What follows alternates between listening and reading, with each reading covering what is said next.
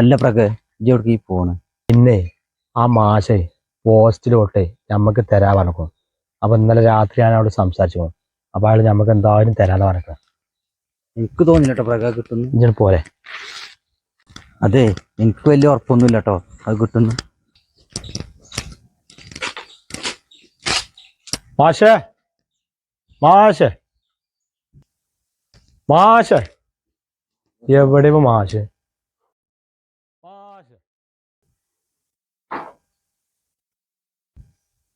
ആ അതാ മാഷ്.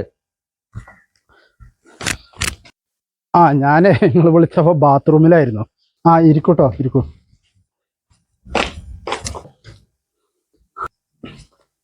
ഇതാട്ടോ. പിന്നെ ഇത് മറ്റൊരാരും അറിയരുത് കേട്ടോ.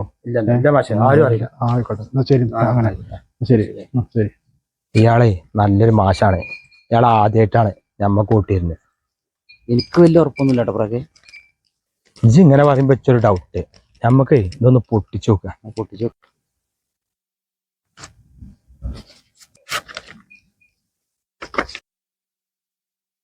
ഇജ്ജ് പറഞ്ഞത് ശരിയാട്ടോ.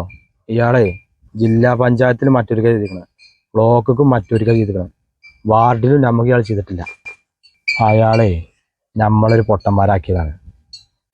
അല്ലെങ്കിലും വിവരവും വിദ്യാഭ്യാസം ഉള്ളവനെ ആ ചീണയൊക്കെ തന്നെ ചെയ്യുള്ളൂ.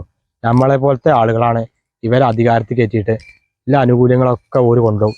നമ്മളെ പോലത്തെ ആളുകളെ ഈ പാർട്ടിയും പറഞ്ഞിങ്ങനെ ഏറ്റി നടക്കന്നെ. അയാളെ തൊട്ടേ ഞമ്മക്കും വേണ്ട ഓർക്കും വേണ്ട. ശരി.